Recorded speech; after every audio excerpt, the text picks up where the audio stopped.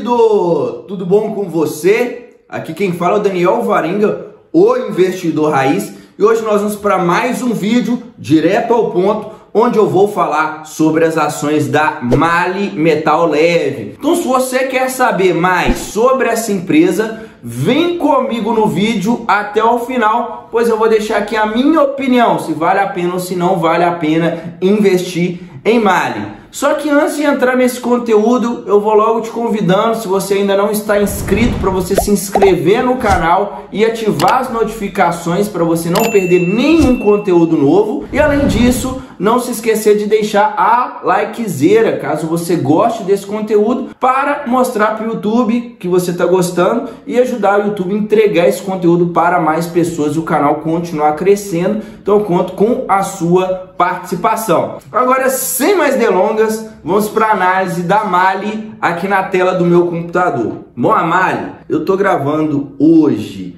dia 5 de julho, o mercado ainda não abriu, tá? Ela estava cotada ali R$ 44,45. Se nós analisarmos no ano, ela já subiu quase 57% de alta, então disparou. E nos últimos 12 meses, uma alta de 95%. Então será que ainda vale a pena investir em MAHLE Metal Leve? Ou as ações já estão muito caras? Já não vale mais a pena? Deixa aqui para mim nos comentários, eu quero saber a sua opinião sobre a empresa, beleza? Bom, a MAHLE, se você ainda não conhece, é a empresa do setor de automóveis e motocicletas. Basicamente aqui, né, ela ganha dinheiro produzindo componentes para motores de automóveis e outras peças, né, para veículos. Vamos entrar aqui no site da empresa rapidamente para a gente ver aqui um pouco, né? Então aqui a gente consegue ver que ela está entrando aqui na parte de mobilidade elétrica. Isso aqui é bem interessante, né? Porque a tendência é ter uma transição aí para automóveis elétricos, né? Veículos elétricos. E aí aqui parece que ela vai ter ferramentas para carregamento. Isso aqui é bem interessante. Unidade de controle eletrônico, mais eficiência, mais prazer de dirigir, bicicleta, gerenciamento térmico MAHLE, auxiliares elétricos, potência completa para seu veículo, sistemas de acionamento elétrico da MAHLE. Então aqui nós conseguimos ver, né, que ela está aos poucos se posicionando para a mobilidade elétrica. Todavia, realmente o forte dela tá aqui, ó. O forte da MAHLE é basicamente aqui, ó, veículos de passeio. Então a empresa produz aqui sistemas de pistão e seus componentes, componentes de cilindros, sistema de ar-condicionado e seus componentes, módulos e sistema de arrefecimento do motor. Então aqui nós conseguimos ver que a MAHLE, ela produz diversos componentes para motores e ela produz, né, tanto peças para veículos novos, quanto também às vezes para pessoa que já vai precisar, né, depois de alguns anos, fazer alguma troca de algum componente no motor. Então ela vende também as peças ali para quem está precisando fazer esse tipo de manutenção, né? Então ela também tem uma receita que é gerada através de veículos que já são veículos usados e estão precisando da troca. Então isso aqui é bem interessante, porque às vezes a venda de veículos novos não cresce tanto, mas pelo menos ela tem uma receita vindo aqui daqueles veículos que já foram vendidos e com o passar do tempo a peça teve desgaste e está precisando fazer a troca, tá? Então bem interessante. A grande questão é que o foco dela atualmente é isso aqui, tá? Componentes para motores a combustão, tá? E nós sabemos que o mercado pode mudar aí nos próximos anos com essa transição energética. Então esse aqui é um ponto de atenção que eu já vou logo comentando isso aqui já no início do vídeo para você estar ciente. Código de negociação leve 3, e ela tem um tag along de 100% em suas ações. Posição acionária aqui da MAHLE, nós conseguimos ver que a própria MAHLE está no controle, né? Com 60% das ações. Eu gosto bastante de ver, tá? O controlador bem comprado, empresa de dono, com pele em risco. Isso aqui eu gosto bastante de ver. Isso aqui deve ser lá da Alemanha, que eu não estou nem sabendo ler esse nome. Com 10%, tá? Então dá aí um total de 70%. E recentemente entrou a Trígono Capital, comprou um pouco das ações, né? Ela tinha um free float de 30%, tá? O free float diminuiu porque teve um fundo aí que comprou 6,42% das ações. Então isso aqui é bom, né? Eu gosto de ver empresas que o dono tem participação relevante, porque ele tem poder ali na tomada de decisão do negócio, não fica aquele tanto de conflito. E além disso também distribui mais dividendos, né? A tendência é que o dono vai querer receber algum dividendo e a empresa acaba pagando mais dividendos, tá? Então isso aqui é bem interessante, principalmente para quem gosta de dividendos. E outra coisa, né? Se o dono tem mais pele em risco aqui, né? Tá bem comprado, ele vai preocupar bastante aqui com a gestão, né? Porque tá bem comprado. Agora eu vou entrar nos principais indicadores da MALL. Sempre digo em todos os meus vídeos que não existe uma regra fixa com base em nenhum indicador, mas aqui eu sempre vou passar um parâmetro para ficar mais fácil para você entender a minha análise. Só que antes de entrar nesses indicadores, eu tenho um recado muito importante para você que quer acelerar os seus resultados numa liberdade financeira. Eu estou com algumas vagas para o meu programa de consultoria e dentro desse programa eu definitivamente vou pegar na sua mão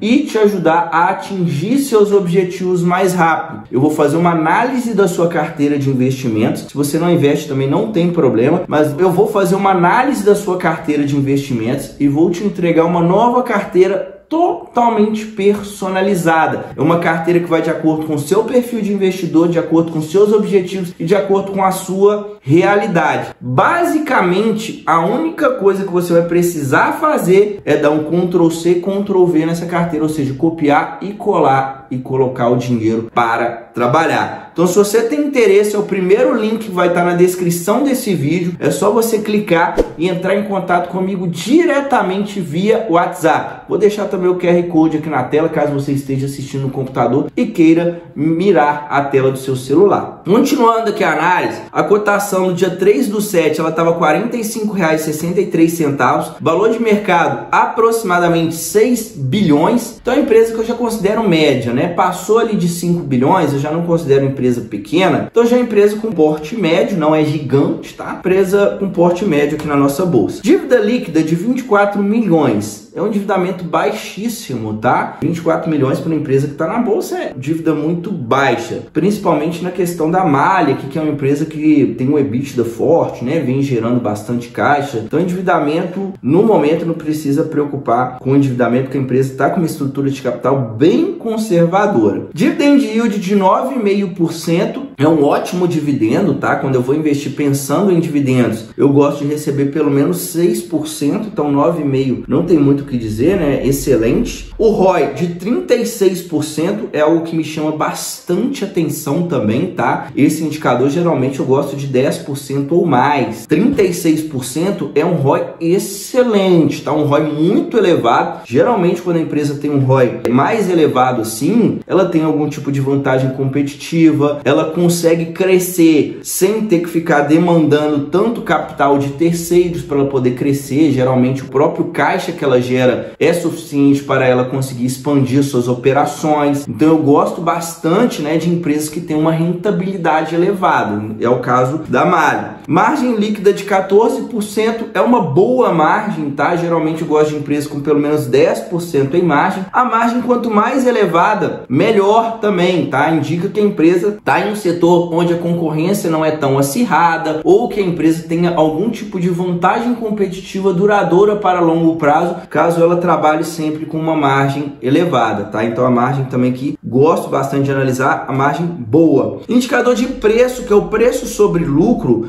ela está negociada 9,5 vezes o lucro dos últimos 12 meses. Olhando para esse indicador, mostra que mesmo depois de toda essa alta, as ações ainda estão atrativas, tá? Vale ressaltar, eu considero ali até 15 vezes um preço ok. Quanto mais abaixo de 15, mais as ações estão descontadas. Então 9,5 vezes mostra novamente que mesmo diante de toda essa alta, as ações ainda estão atrativas. É claro que a gente tem que analisar como que vai ser os próximos resultados, né? Se ela manter essa pegada, né, que ela apresentou, esse lucro dos últimos 12 meses, ela ainda assim está bem atrativa e vai conseguir pagar bons dividendos, provavelmente. Inclusive, eu já vinha comentando da MALL, vou deixar até um card aqui do outro vídeo que eu fiz sobre a MALL, onde ela estava mais atrativa ainda, né? Eu já vinha comentando, e novamente ela continua atrativa com base nesse lucro que ela apresentou. Vale ressaltar que o lucro está batendo recorde, tá? Eu vou comentar um pouco mais sobre isso no final, então continua aqui comigo no vídeo. Entrando aqui no histórico de lucro lucros e proventos, aqui nós conseguimos ver, né, que é uma empresa que tem uma recorrência de apresentar lucro. O resultado dela deu uma pioradazinha aqui, 2017, mas ainda assim é um histórico onde a empresa vem apresentando lucro com consistência e o lucro vem uma crescente. O que me chamou a atenção foi o seguinte: 2020 o resultado piorou, questão de pandemia. 2021 melhorou bastante. Geralmente aqui acontece muito o seguinte, né? Às vezes a empresa deixou de vender, né, 2020, porque não tinha demanda, aí passou aquele período ali de lockdown e começou a normalizar a economia, acontece uma demanda reprimida, o resultado vem muito forte. É o que aconteceu em 2021. Todavia, em 2022 o resultado se manteve vindo forte. Então que isso aqui é um ponto positivo para a empresa, que a gente consegue ver que ela está conseguindo manter esse lucro forte, pelo menos no ano de 2022 e no primeiro trimestre de 2023. Um outro ponto de atenção é que, apesar da MAHLE não ser uma empresa tão grande, né, não é uma empresa gigante, ela é uma empresa que tem a característica de pagar bons dividendos, porque ela distribui quase todo o lucro. A gente consegue ver que as barras em verde que ela está distribuindo, né, pelo menos aqui no ano de 2022, ela distribuiu quase o lucro todo que ela gerou. É aquilo que eu comentei, né, geralmente a empresa tem um controlador forte ali por trás, a empresa de dono, vai acontecer dela distribuir bastante dividendos, muitas vezes, tá? Então, no caso da MAHLE, a gente consegue ver que é uma empresa que tem esse perfil, né, de apresentar lucro com consistência, um crescimento nos lucros e ainda pagando dividendos. Esse cenário é um cenário muito bom. Se a gente olhar aqui a longo prazo, retorno da empresa, o retorno total aqui, né, é um retorno total excelente, cotado ali próximo de centavos ali, lá em 2001, agora bateu mais de R$40. Então, aqui a gente consegue ver, né, que de fato a empresa gerou muito valor para seus acionistas aí a longo prazo. Bom, agora eu vou entrar no histórico dos resultados da MAHLE desde 2015 até o consolidado dos últimos 12 meses. Para você que está acompanhando aqui até agora, se está gostando desse conteúdo, não sai do vídeo sem deixar likezeira, dá uma força aqui para o investidor raiz, beleza? Então vamos lá, a receita da empresa saiu de 2,4 para 4,3 bilhões, o EBITDA de 372 milhões para quase 900 milhões, e o lucro líquido saiu de 172 milhões para 628 milhões. Detalhe, receita batendo recorde, lucro operacional, né, EBITDA batendo recorde e lucro líquido batendo recorde. Mesmo diante, né, de uma base forte, como foi a base aqui de 2021 e 2022, a empresa vem conseguindo superar os seus resultados, né? Se a gente comparar aqui, antes da pandemia, o lucro rodava ali de 250 a mais ou menos 300 milhões. Então ela está num patamar de lucro muito superior ao que ela costumava apresentar. Em relação às margens, nós conseguimos ver uma margem EBITDA aqui sempre acima de 15 na maioria dos anos, exceto no ano de 2020, eu já comentei que foi um ano bem complicado para a empresa, mas mesmo assim a margem